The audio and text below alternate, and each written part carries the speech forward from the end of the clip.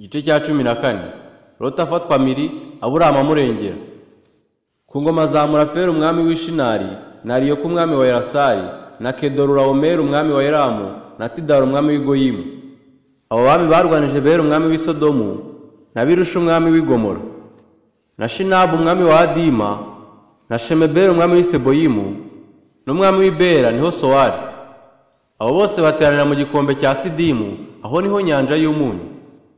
Bamaze imyaka 12 bakorera Kedorulawomeri, umwaka wa 13 baragoma. Mu mwaka wa 14 Kedorulawomeri n'abami bari kumwe nawe baraza. Baneshereza barafa muri Ashiteroti Karunayimu. Baneshereza n'abasuzi Ihamu. Baneshereza n'abemi Ishavikiriyatayimu.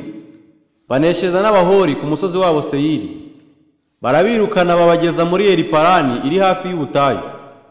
Basubirayo bagera muri Enimishipati niho Kadeshi. Banesha Amaleki mu gihugu cyabo cyose. N'abamori batuye Hasasoni Tamari.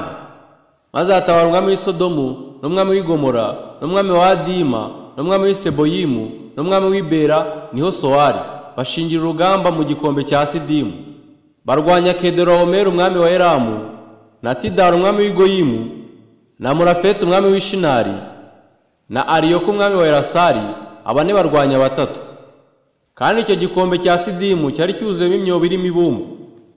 Abami b'i Sodomu n'i Gomora barahunga bagwamo. Abacitse ku icumu bahungira ku musozi. Banyaga ibintu by'i Sodomu n'i Gomora n'ibyo kurya byabo byose baragenda. Na Loti bamufatiraho mpiri, umuhungu wabo Aburamu wari utuye i Sodomu. Banyaga ibintu bye barigendera. Haza umuntu umwe wacitse ku icumu abwira Aburamu Umuheburayo. Yari atuye ku biti byitwa imyeroni bya Mamure Umwamori. Mwene se wa Eshikoli na Aneri bari basezeranye na Aburamu. Aburamu yumvise yuko mwene wabo yafashwe mpiri, atabarana n'umutwe we wigishijwe kurwana. Bavukiye mu rugo rwe. 318 barabakurikira bagera i Dani. Aburamu n'abagaragu be bigabanyamo imitwe n'injoro barabatera. Barabanesha, barabirukana babageza i Hoba iri bumoso bw'i Damasiko.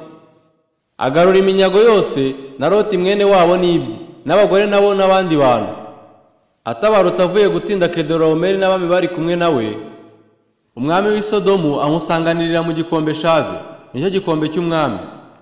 Kandi Melikisedeki umwami w'i Salemu azana imitsima na vino, yari umutambyi y'Imana isumba byose.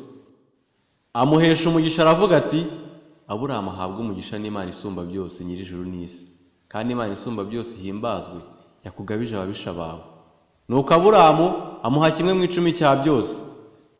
Umwami w'i Sodomu abwira Aburamu ati, "Mabana ibintu byijyanire." Aburamu asubiza umwami w'i Sodomu ati, "Ndahirishije Uwiteka kumanika ukuboko kwanjye, niwe Imana isumba byose nyir'ijuru n'isi." Aburamu asubiza umwami w'i Sodomu ati, "Ndahirishije Uwiteka kumanika ukuboko kwanjye, niwe Imana isumba byose nyir'ijuru n'isi, yuko nazatwara akadodo cyangwa agashumi k'inkweto ko mu byabo, kugira ngo utibwira uti, ninjye utungishije Aburamu. Keretse gusa wishyura impamba nahaye abagaragu banjye, kandi uha abo twatabaranye umugabane." Aneri na Eshikoli na Mamure bo bajyana umugabane wabo.